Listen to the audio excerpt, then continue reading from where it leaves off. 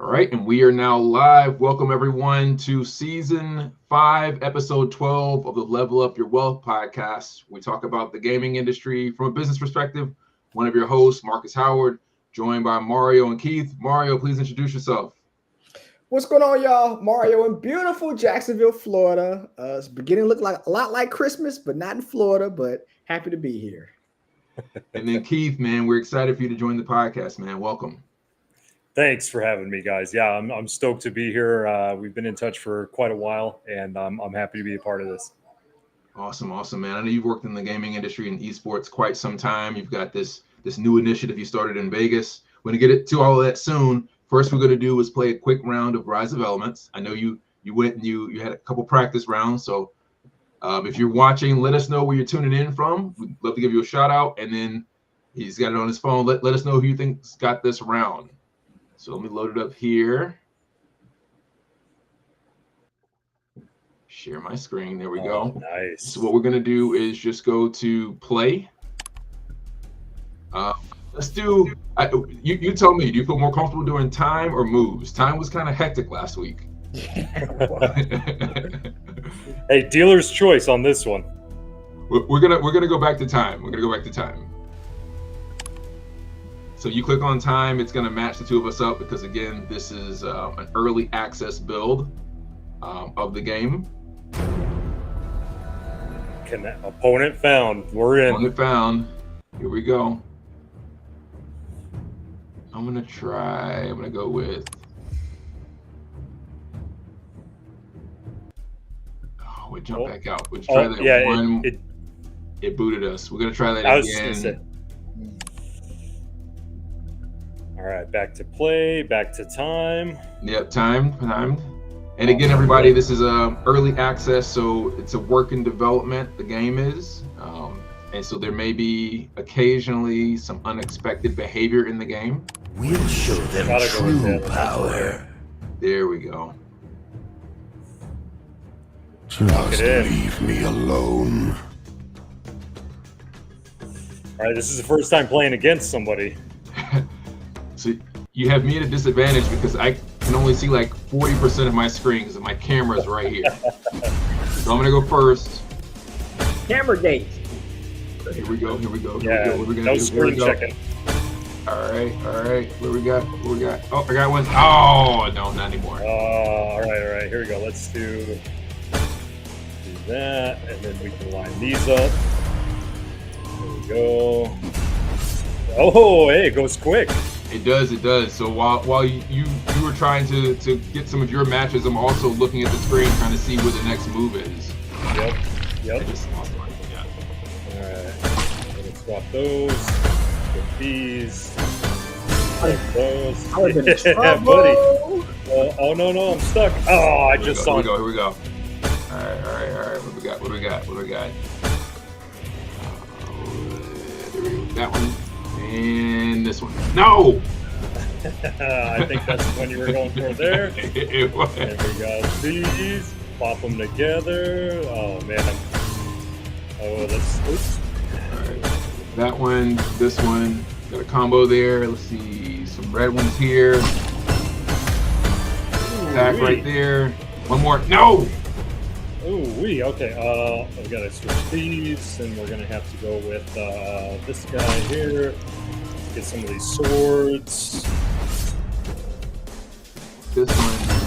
Here we go. Oh, man. Some combos.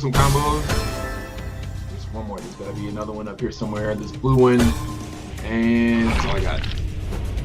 Okay, here we go. Let's do these here. Get some of those. These guys. Double it up. These ones. Oh man! So you have some of your special moves are activated. If you hit the QWERT, I spent all of my play time explaining to you what's next, so I did one move that round. There we go. Okay. Oh no! Don't freeze up. There we go. Okay. Oh no! I'm looking. Let's go. Oh man! It goes by quick, doesn't it? All right, here we go. Oh, I got my ultimate. Oh, okay. That's the thing that is crazy from this is if you make a match right before your turn finishes, it becomes points for your opponent. It's the buzzer shot, huh? Yeah.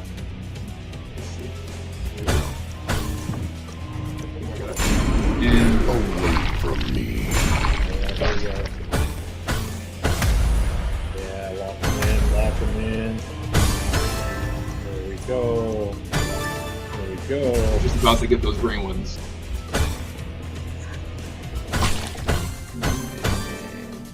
What's that one?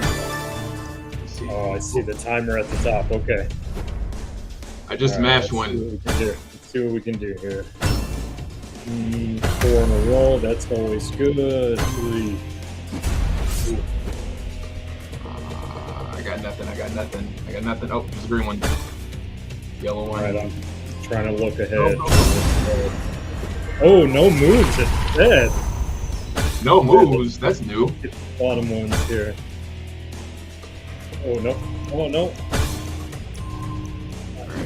Oh! Spam my special attack. Hopefully, here we go. Oh, he got me. Good game. Good game. He got me. Look at that though. That's close. Better than I I'll would have take- figured. I know that much. I'll take close. And I mean, hey, as far as a competitive mobile or any type of game goes, that was intense. That was way more intense than the single player. Single player, yeah. So again, you've worked in the space quite some time. We take the way back when machine, right? Like, how did you break into the gaming industry? Oh man, there's a once upon a time with that. Let's see. When I first got out of the military, I just kind of wanted to do something that was an actual passion instead of just a day job, right? So a good buddy of mine and I actually started probably one of the first in Vegas. I can gloat a little bit. One of the first sort of tournament organization companies. We ran around to all these local LAN and studios and started doing TO for just about any type of game you can think of, and basically just having fun, throwing parties. And I think that's when we kind of got a little bit of recognition, and we started just chugging along and started getting some of these bigger brands, the Caesars, the Allied, when they first came to town. Some of these bigger companies came to us, and we had our big going away event for GameWorks. If anybody's a Vegas local and knows of GameWorks, they were one of the true OGs here in town, and we did a big going away thing with them. So after that, the rest is history. Started consulting, started doing a lot of other AAA and AA type things, and starting some of my own companies, and yeah, it started trickling from there. Well, thank you for your service. Yeah. Oh, What branch? Navy. Okay, I'm an Army guy myself, so yeah. Thank you for your service, yeah. Yeah, likewise. And belated Veterans Day to you, my friend. Yeah, you as well. That's awesome. So okay, so I gotta ask, because my mom, she lives in Vegas. I don't know if you're from Vegas, but I can't live in Vegas, man. Like, it's dark at 4:00 in the afternoon.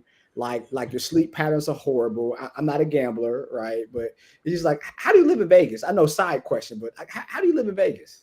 You know what? You get used to it, and then you can never live anywhere else again. I've been here probably about 20 years on and off, right? I've come and left, but I always end up back here because, first of all, the convenience, whether it gets dark early or late, or it's 120 degrees outside, which, by the way, it's almost Christmas and I'm still wearing shorts and flip-flops outside. But the convenience, everything is open all the time. You want a burrito at 3 a.m., you can go get one. It doesn't matter, right? It's always open. And one of the best things I can actually say about Vegas is not only is it a huge hotspot for the gaming community underground, it's coming to life a little bit right now with some of the things we're doing specifically, but business is always welcome here. There's always entrepreneurs. There's always people looking to start things. There's always people looking to collaborate. It's an amazing city, and everybody comes to you. You don't have to go out of town. They always want to come to Vegas. Yeah. Oh, that's true. That's true. And hey, you live on the outskirts. I don't remember the last time I've gone downtown. I don't go anywhere near it. I live about 30 miles as far close to the mountains as you can. Yeah. No, my mom's the same way. Yeah, it's just the weather's beautiful though. It's just the darkness, man. I feel like a vampire. Just 4 o'clock. And then like we're Eastern time zone, so like watching football at 10 o'clock in the morning is kind of weird. Or if it's college football at 9 o'clock in the morning, it's like this is just so weird. I wake up and football's on. I was like, what are we doing here? So yeah, so cool. Have you had more businesses like Allied come to Vegas? I know Allied has had some on and off moments over the last couple of years. I think everybody is, right? I mean, the big headline is like Mark Wahlberg and the studios and the film industry that's coming here, but everybody, right? The GGL that's coming up here and plenty of others are creating a foundation here in Vegas. And when we get into talking about the event, right, that's really what we're trying to spearhead, is bringing all of those sort of economy boosters to Vegas and telling them, hey, this is a great place to start whatever it is you're starting. Mm-hmm. Was some of the work that you did with, is it Button Smasher, your gaming website, is that before or after you started being a TO, or same time? It was hand in hand, right? It was kind of at the same time, because Button Smasher is it's my brainchild, it's my passion, it's my baby. I've been kind of chipping away at it for the last almost 6 years now, just because funding is hard to come by. So, I don't like to sit around and wait. I figure I'd do it myself, right, until the funding comes. And I'm super excited about where that's headed, because we're kind of on the precipice of that next stage with Button Smasher, which, in case anybody wants to know, right, up and coming, it's sort of a coming soon thing right now. But the way I describe it is sort of a Metacritic killer, right? We're going to be the end all be all rating and review system, and it's going to be the first ever, world's first gamified review system, and it's going to be amazing. So look out for that. Maybe get on the early list. Well, you can't just dip things with a carrot like that. So a gamified review system, how does that? That's like Yelp, but like a better version. So like, how does that happen?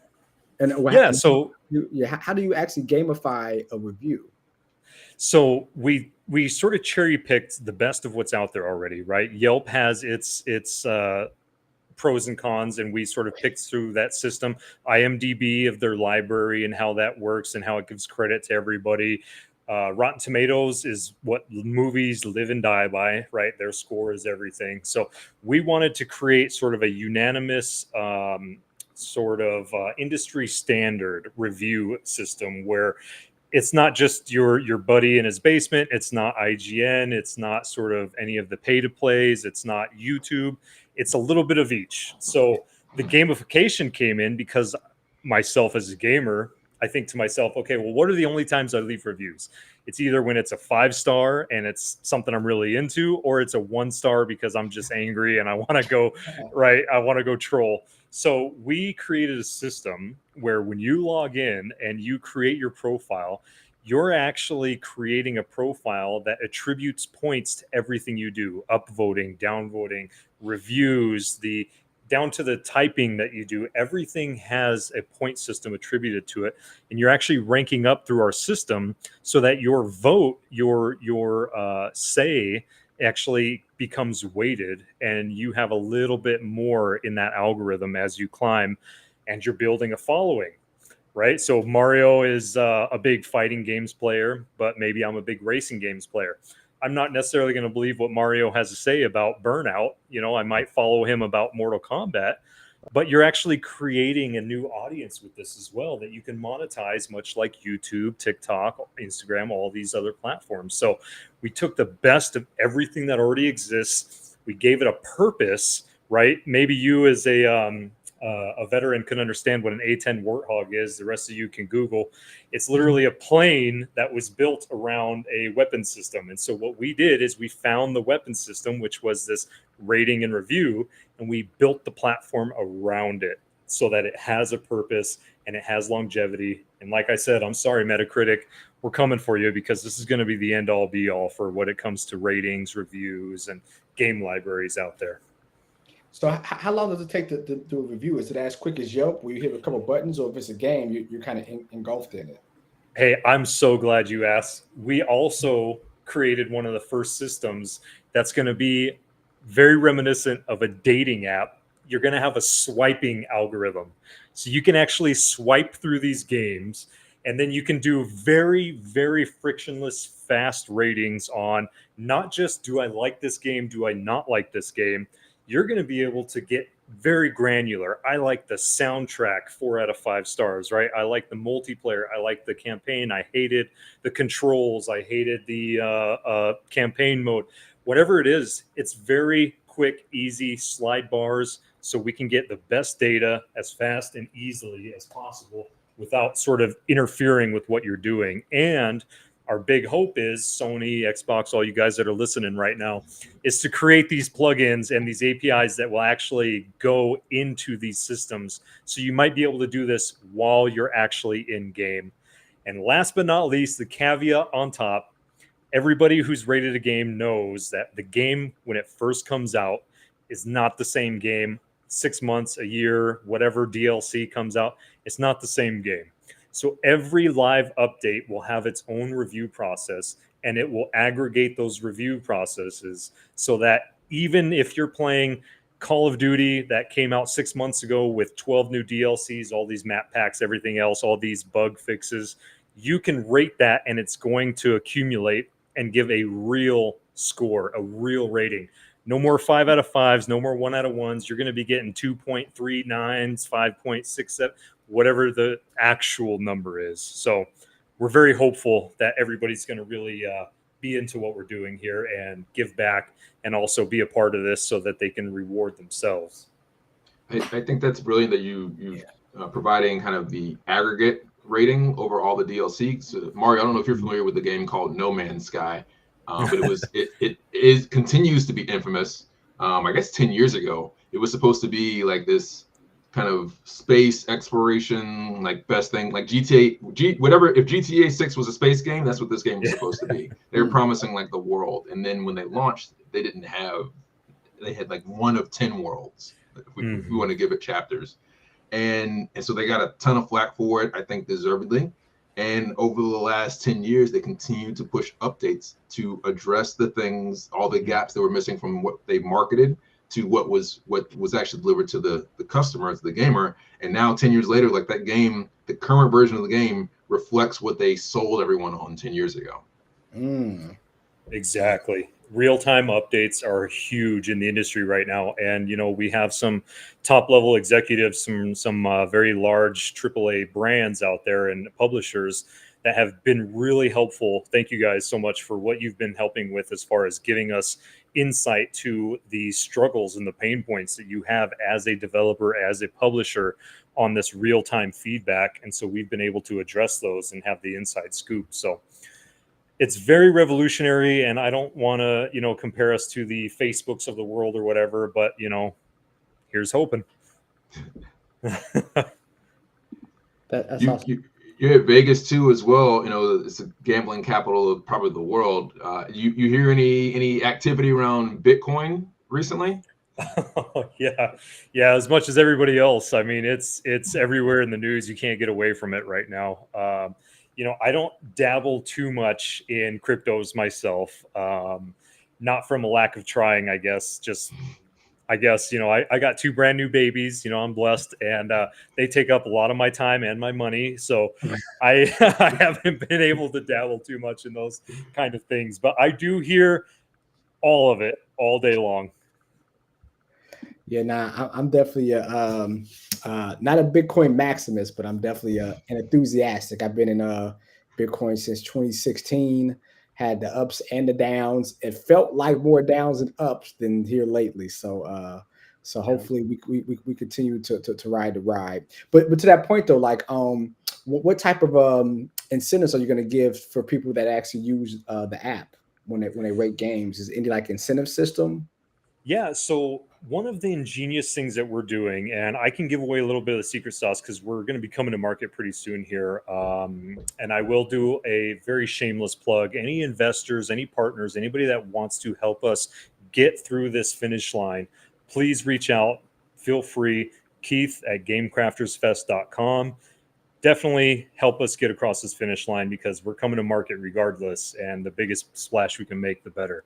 Now, what the ingenious part about this is, right? You like the plug, is as you're ranking through our system, not only are we incentivizing with real world rewards, right? Like Amazon discounts, purchase now discounts, things like that for these actual game titles, or like I said, direct collaborations with these game titles for whatever the DLCs or skins, things like that look like. What we're actually doing is, when you get to the top tier of our system, what we've done through your entire life cycle is we've actually vetted you so that we know you're a true player of whatever it is that you're genre specific in. And we've connected the dots between you and the developer now.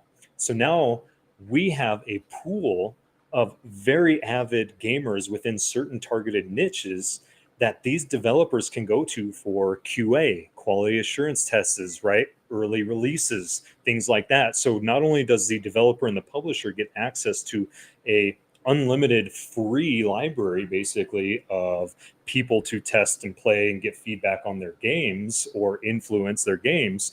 Now our customers are getting free access to early betas, alphas, maybe some incentivized DLC, things like that. So we've really, really thought about this from A to Z, and how we're connecting the dots between players, publishers, developers, marketers, everybody. And stop me if I'm trying to get the secret sauce. I'm not, but like, how are you able to, if a person just logs on, how are you able to kind of have that information? Like, if they're an avid gamer, what type of games they like, they dislike, how are you able to gather that information so quick? Well, some of it isn't quick. Let me just be clear. There are some opt-ins, right? If you want to connect your PSN, your Xbox Live, your Nintendo accounts, things like that, it does boost not only your algorithm but ours. But it's what you do in our system, sort of like a dating app, like I go back to, right? Mm-hmm. You get a certain amount of swipes or reviews or whatever it is that you are doing per day. So you are incentivized to come back daily and continue that process. But through all of that continued use of our platform, we're aggregating all of that, right? You like this game, you don't like this game. Like I said earlier, the play styles, the mechanics, the soundtrack, whatever that looks like, that's the data that we're collecting, that you're opting in. And you are not just giving this to us, it's making the ecosystem of gaming better. It's making publishers make better choices. It's making developers' lives a lot easier, and making their time frames and their budgets a lot smaller and more manageable. Yeah. It's helping indies. It's helping Web3 games discover their actual player base, right? We're just trying to be a little altruistic here and sit in the middle, not collect a bunch of money or anything like that, and just connect the dots. Like I said, we're just trying to make the ecosystem a better place. Keith, there's one of our featured guests from, I guess, March or so, February, early this year. His name is Mark November. He runs a group called Venture Starters, a community of angel investors, one of the largest in the country, I believe, 10,000 plus people in his network. I worked with him to produce a gaming industry specific pitch night, again, back in February. Very cool. I'm not doing that again between here and the end of the year, although I'd like to. I do know that he is hosting another event, like an open pitch event, on December 4th. So 3 weeks from yesterday, where you get 3 minutes to give a pitch. You can have slides. So I know that there are active angel investors in that community. And I'm recommending as many people as I know that are in the gaming industry who are trying to raise early stage capital to go and present there. Hopefully we'll get around to doing another gaming industry specific event in 2025. But in the meantime, definitely, I'll send you a link. I highly recommend that you throw your name in the hat. Yeah, please do. More than happy to. Like I said, it's been a one-man show. I'm more than happy to take in all the help and collaboration as possible to, like I said, kind of get this runway for us. I know that Dice is in Vegas. Have you been to Dice recently or in the past, over the last few years you've been in Vegas? You know, I want to say the last year or two have been a little hectic. Like I said, with the new kiddos, with the kids. and some traveling, and you know, like I was mentioning in the green room earlier, we've had some issues with the house and some personal things. So I haven't been able to make it to the dices and the G2Es and things that I've really liked to. But I try to stay abreast. I try to keep my eye on it and see some of the latest trends. I want to say. Yeah, G2E was probably the last one I was at. G2E, G2E. The Global Gaming Expo.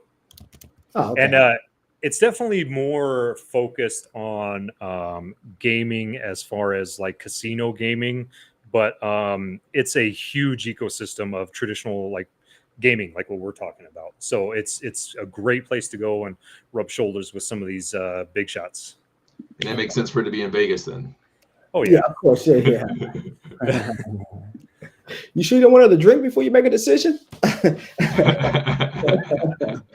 yeah, plenty of happy hours. That's right. Yeah. So so your one man show, do you use like any like AI to kind of help build some of the softwares that you're building, or are you coding, or how are you building some of the systems that you're building now? Well, actually, I have gone recently to some third-party developers that are going to be coming in-house once the time is right. So I am starting to get a little bit of help on the development side because I by no means am any type of coder or programmer. Not at all. AI has been my best friend over the last like 2 years. But some of these guys are amazing. Some big studios out of Sweden and other places that have created titles like Apex Legends, most recently Silent Hill. So we've got some great members that are on our side, ready to kind of pull the trigger whenever I can fund them, you know. So they've been very helpful though. A little pro bono work here and there just to kind of give me some Figmas and some things to work with. So very grateful for those guys that are on my team now. That's awesome.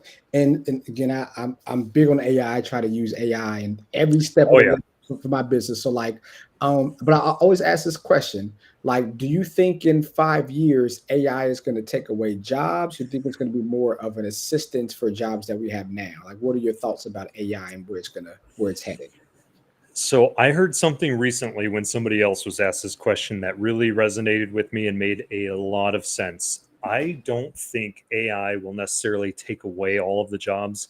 Will it take a few? Yes, of course, right? There are some things that can be turned from a 20-man team to a 2-man team or less. But the goal here, and I think what the opportunity is if you learn AI, if you can get behind AI while it's coming to fruition on all these different aspects of the career market, I think you're actually setting yourself up as a better career option for some of these people that are doing hiring. So I would say on the opposite spectrum, get into AI, be a part of it, learn it, master it, so that when it does start taking over, you're at the forefront of it and you are actually one of the masters for this new era.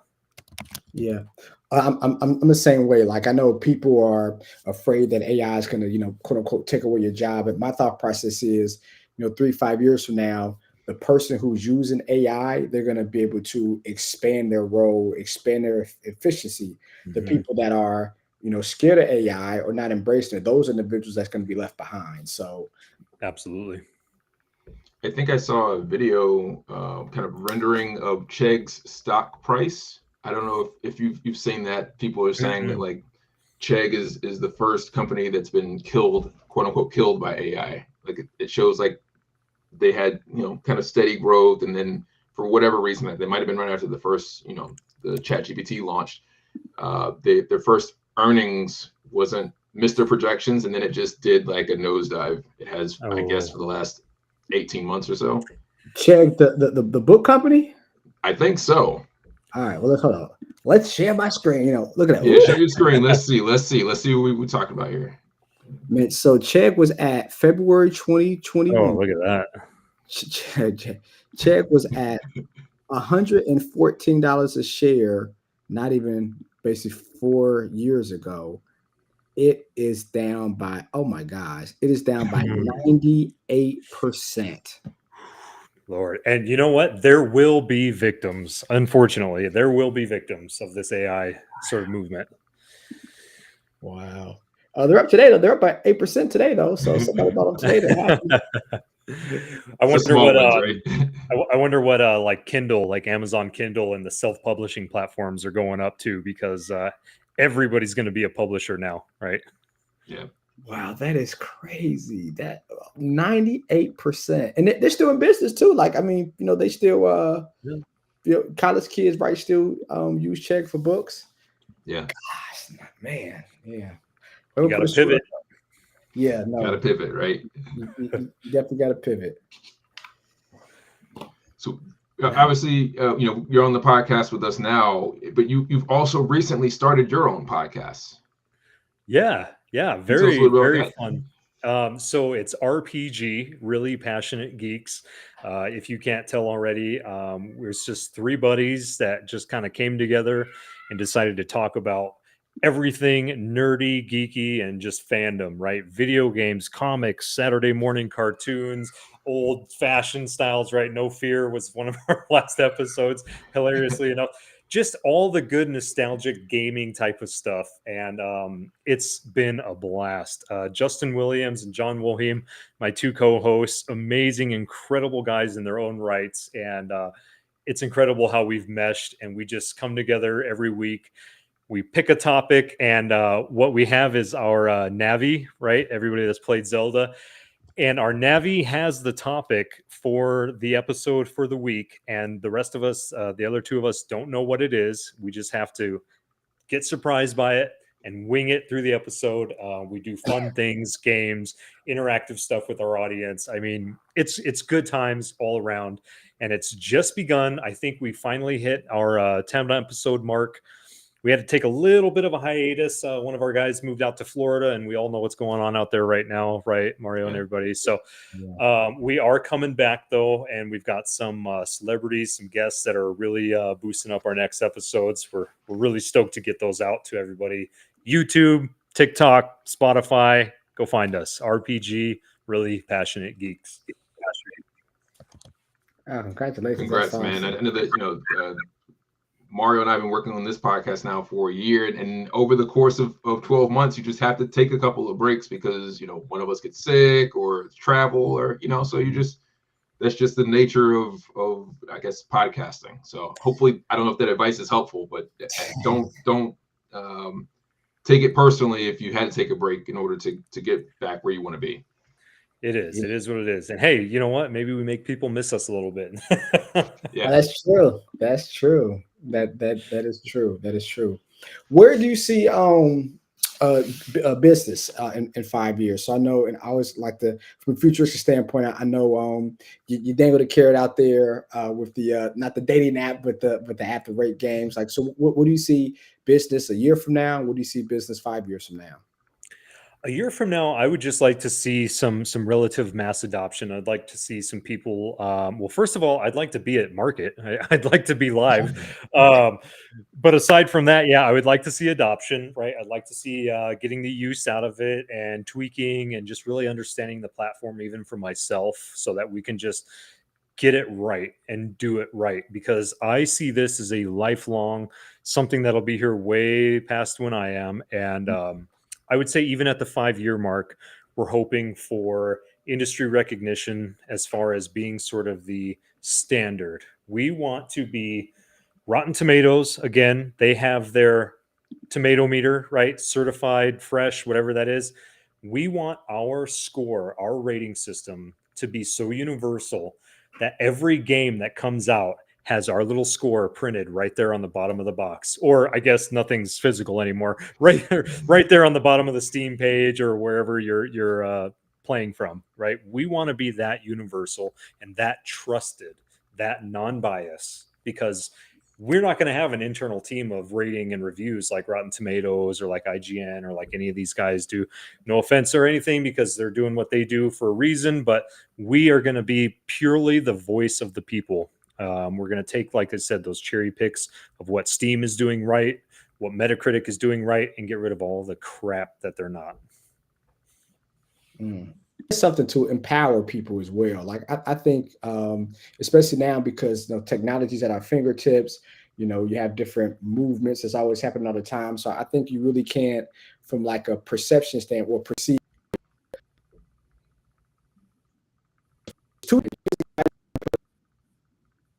Is it just me, or I'm losing Mario a little bit? We're losing a couple words there from you, Mario. My back now? He'll be back. The internet's a little slow sometimes in the Jacksonville with this. We got another hurricane coming. There we go. He's back. There he is. Now, so I was saying, like, it's two types of value. Like, you have your perceived, where you have intrinsic value, where you can put a dollar amount on. You have like perceived value, where it's a value, but you really can't put a dollar on it. So like, the more you have community, the more people are engaged, like that perceived value, you can't put a price on. So like, having that community engage, rate games, going against each other in like a not combative, but like in a happy way, like I'm gonna get that rated. That's like, I think like that engagement is going to help grow that community. I can't agree more. That's the whole purpose behind this, right? The gaming community, as toxic or vital as it is sometimes, is an incredible community that's very tight knit, and when it matters, they come together. And I do think this will be, like you said, sort of a double-edged sword of where the voice is empowered. Not only will you be able to create your own following, it's your own social proof where people will start trusting you as a reviewer and your personal ratings. And we're not going to kill off YouTube or any of these things. That's a pipe dream. That's going to always be around. We're just another avenue, another monetization point, another social point for all of those platforms that you already have to aggregate. And we're just going to stick with our bread and butter, which is reviews and ratings for games. And on the other side of that is the power of what that rating and review looks like, because we're going to have sort of similar to what some other people have already, obviously, which is sort of an industry aggregated number through our algorithm, which takes all of these large name brands that you already know and follow and gives you their sort of score. And then we're going to have our audience score for people that have actually played the game, that have actually been on the ground, so to say. And you can look at it and you can say, okay, Fallout 76 is getting a 10 out of 10 from the publishers, but a 1 out of 10 from the players. It's up to you to decide, right? So it's putting the power back in their hands, of course. Yeah. And no pay to play. I'm sorry, guys, Microsoft, whoever, if you want to come to us with $1 million, we're not going to give you the review you want. It's not up to us. So you're crowdsourcing, it sounds like, the reviews, right, from the community. Have you considered crowdfunding, either through like a Kickstarter or equity crowdfunding? We have, and I'm still on the fence about it, just because. Okay, well, there's some vanity reasons, right, as far as starting something via crowdfunding. But aside from the ego and the vanity of it, the only other thing is sort of what the offering looks like, right? Okay, you're going to donate X amount to us to get us off the ground. What can we give you? What can we earn with you, right? Maybe we can rank you up. Maybe we can give you where you don't start at level 1, you start at level 2 or 3. So certain things like that hold a certain amount of value, but we have to prove the model so that people understand that value. And aside from that, we have to build some of the things that are very instrumental, obviously, in what you're going to be able to do. And we need to see what that looks like before we can crowdfund and make certain promises. So I'm on the fence. Can we do it? Yes. Have I created those Kickstarter pages and then just let them die? Yes. But we'll see. We'll see where that ends up. And, maybe after this conversation, I have another urge to go start one, and maybe we'll get some good feedback from that. Yeah, if you did the equity crowdfunding route, you wouldn't have to necessarily provide like prizes, right? The prize is the equity, but I do hear you though. You run, I guess, either the same risk or have the same challenge of having to basically share your entire business model as if you were to do a traditional, public equity raise, right? Because you want to empower people with transparency so they know that when they give you their money that you're going to be a good steward of it. And if there's still things that are either secret sauce or you're still kind of slow cooking in the background, you might not be ready to share those details. So I hear you.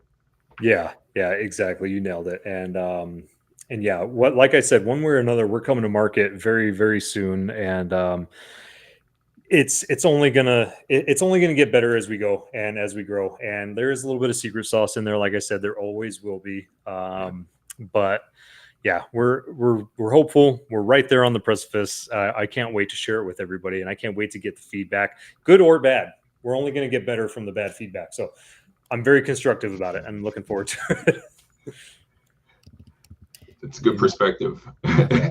Feedback is always good, even if it's negative, as long as it's like constructively negative. Constructive right? Negative, yeah. That's right. Don't tell me my beard's ugly. Tell me what's wrong with my platform. Yeah.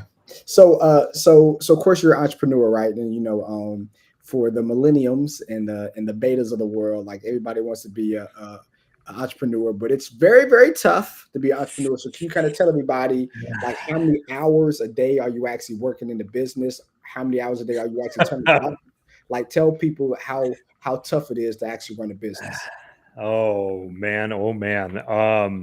Let's see. I'll probably maybe fall asleep around 4 a.m. or something like that, just to wake up at 5 to get the kids going, and then I'll sneak in all the little work hours I can in between. My work day, I tell everybody, starts at about 9 p.m. when everybody goes to bed, and then I can finally start working. But it's nonstop. This thing. Ask my wife. Ask anybody who knows me. This thing is glued to me because emails, AI, phone calls, chats, video meetings, all day, every day. And don't get me wrong, I'm doing about 2 or 3 more things than I should be every day, like 2 or 3 projects. But even with just one project, you should be so focused on it. It should be your baby. It should be what takes up all of your time. You should wake up in the middle of the night with an idea, roll over, write it down, or do whatever it is. I mean, I come down in the jammies all the time and come run and type on the computer and update the website or something like that on the back end. And yeah, it's a full-time gig, guys. It really is. And I'm sure you can attest. Yeah. So your day starts at 9. That's crazy. That's when my private day. That's when I have alone time to do. So really focus time. Yeah, exactly. Focus. Yeah. Wow. Yeah. I'm like 16 hours. I would say like of like work between, to your point, like between like the investment business and then like the estate planning business, then like the coaching stuff. So it's tough, man. And people like, oh, like, you're your own boss. You don't have to, you don't have to answer nobody. Like, no, when you're an entrepreneur, you have to answer to everybody. Everybody's looking at you and counting on you. Yeah. Your deadlines are up to you now. You can't push it off on anybody else. Great. Yeah. So our LinkedIn works. All right. So Kerry said, LOL, I feel this as a fellow founder. 12 to 14-hour days are the normal. Yeah. Kerry is the CTO of Wicked Fox Games, who makes Rise of Elements. Oh, very cool. Love the game, by the way. Loved it. That's cool. And then you speaking of extra projects, right? You've recently launched your own gaming festival in Vegas, right? Mm-hmm. Can you tell us a little bit about that and reflect on that?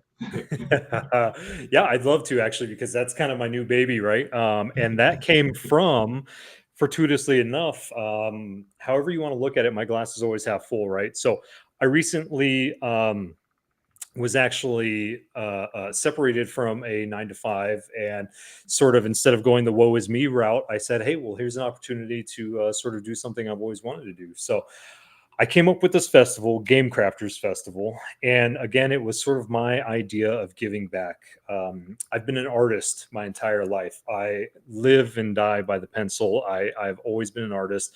Never made a living as one, though, because it is insanely difficult. And I have plenty of people that can attest to that. Insanely difficult to make a living as an artist. And through that journey, I've done so many other things, and art has always just been sort of in my pocket as a passion or a side project.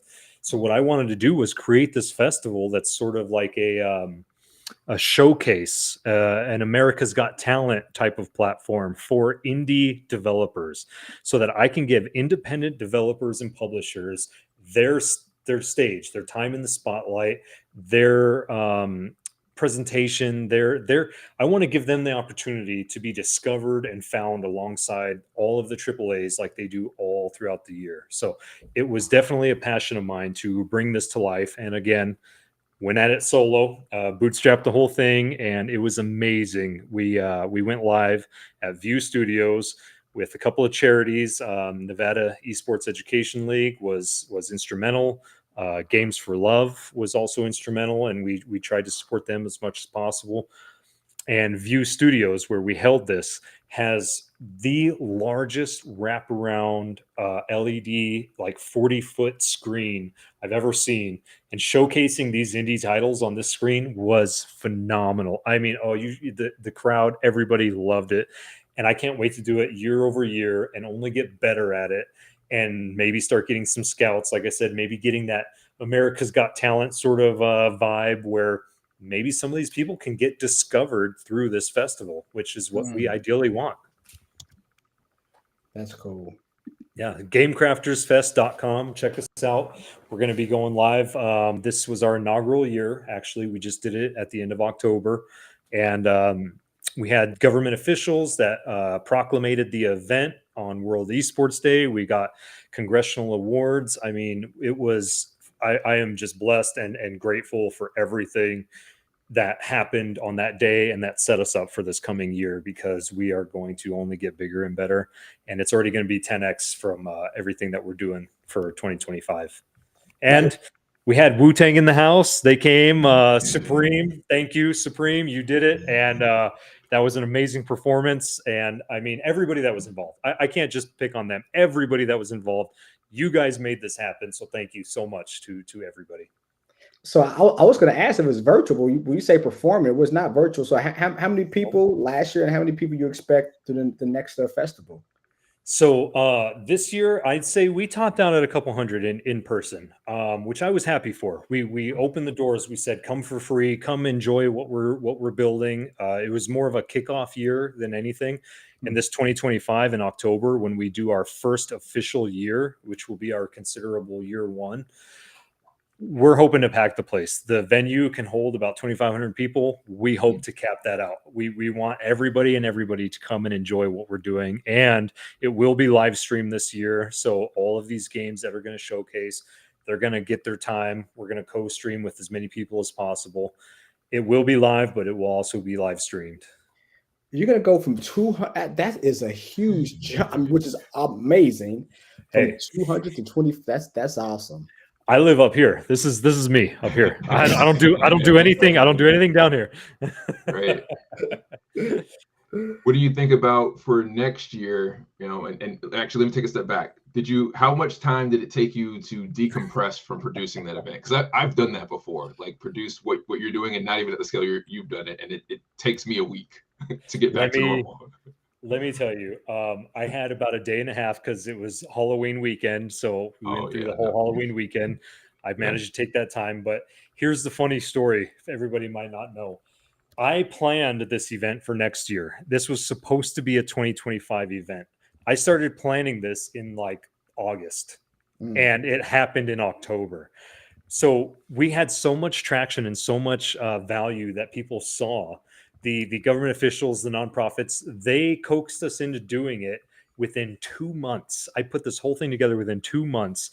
And wow. Thank everybody like X Team and World Winner and Esports Cities, all these guys that came in last minute to help us out, some sponsors, because I don't think I saw my wife for 2 months. I was living and breathing this because I had to be.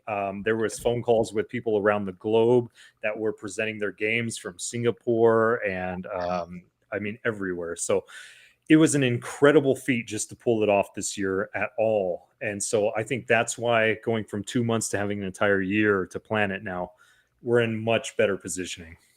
So with an extra 12 months ahead, what does that look like? What are your opportunities do you think to make it better than this year's?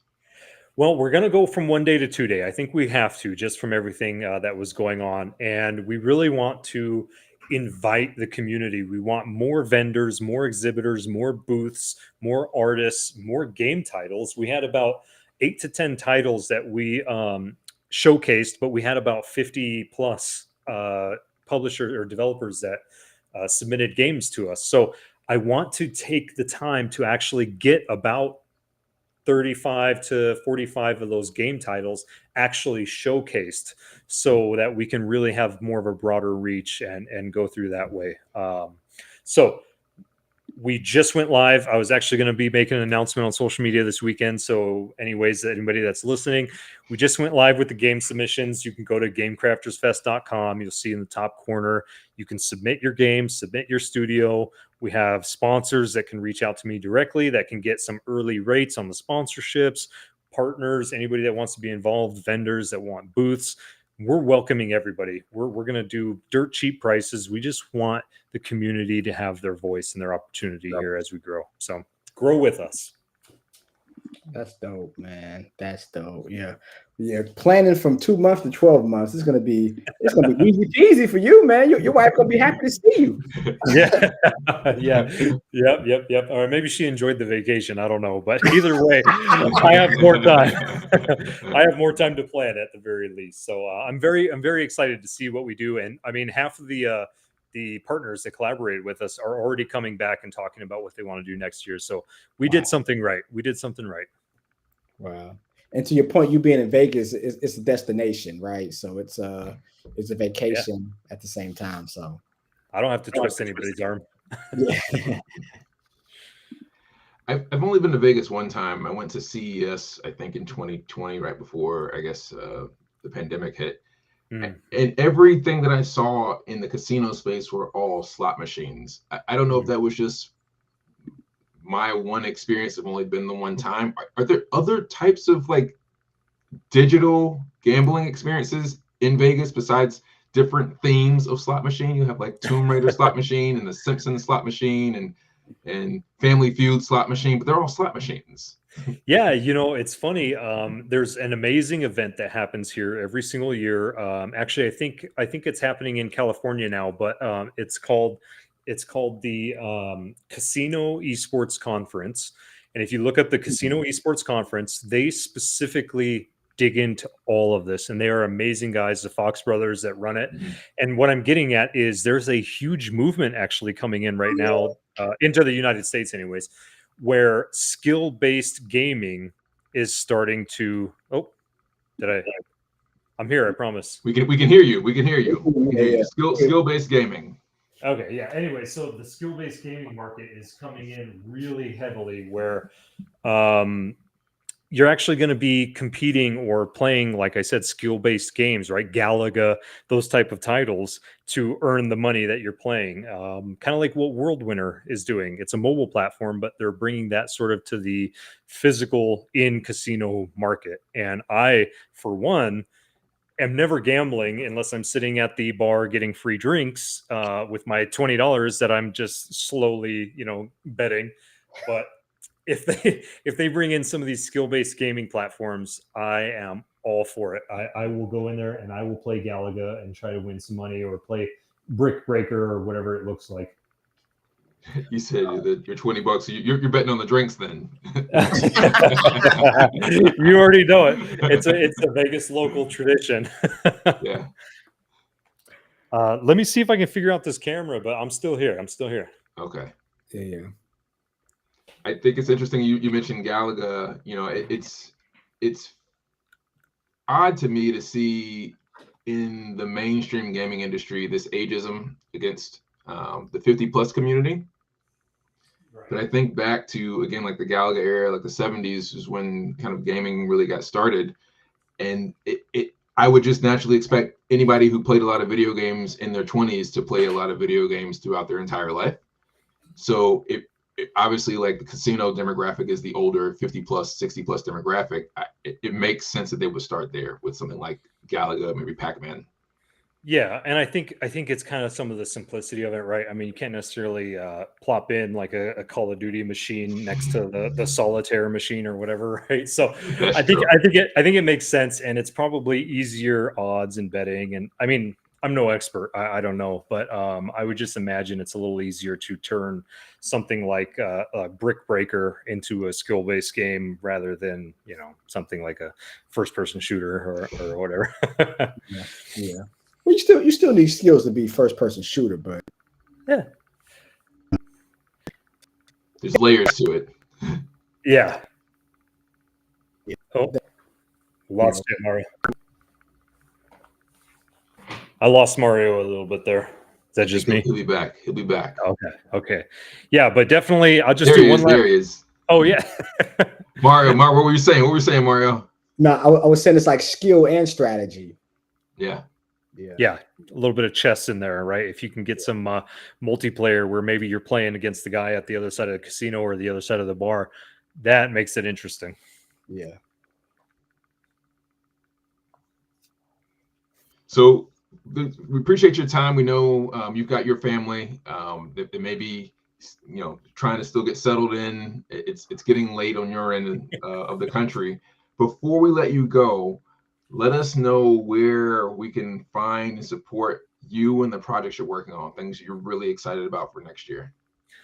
Well, personally, I am always an open door. Anybody that wants to collaborate, pick my brain, just talk, whatever that looks like, find me on LinkedIn. It's Keith Wagner. Check it out. I will always respond. I'm always available. And then if you're interested in any capacity for any of the projects that I'm working on, buttonsmasher.com is just a landing page saying coming soon, but you can reach out to me directly via LinkedIn or wherever else, and we can talk about that. GameCraftersFest.com is live, and you can keep up with all the updates. I am building out all the socials as well, so we're going through there. We have a Discord channel with some great community in there as well. So please feel free, again, follow us, see what we're up to, reach out to me directly for anything. I'm always available. Thank you for being, just accessible. I know that you have made your time available for us to have conversations. And I've learned a lot over those conversations as well. So I'm glad that other people have that opportunity. Yeah, always here to help. And I mean, I usually learn from everybody I talk to anyways, so it goes both ways. Mario, where can people find you and support you? Yeah. Either my Instagram at Painful Profits, PAYNEFUL Profits, because we make money. It could be painful, but it's still profits. Or you can look us up at our estate planning platform, therelaxestate.com, THE, relax, RELAX, estate.com, where you get to automate your trust, your will, and your power of attorney right there on the website. All right. And then, I'm on LinkedIn. You can find me, Marcus Esports Howard, on LinkedIn, on Facebook, mostly LinkedIn. I try to make myself accessible as well. I'm trying to learn as much as I teach. Feel free to send me a message. My DMs are open. And I think that actually wraps up season 5 for us. That's 60 episodes we've done before the end of 2024. Hey, congrats. That's a huge leap. Yes. Yeah. So thank you everybody for the support these last 60 episodes. We're excited to kick off the next episode for season 6. I guess week after Thanksgiving. We'll see if we have a guest next week, but the week after is Thanksgiving. So if we don't hear from you, have a happy Thanksgiving. Go ahead. I got to plug one more thing. You're talking about the podcast. I totally forgot. Everybody, RPG, Really Passionate Geeks. Go find us. Yes, of course. We're biggest on YouTube right now.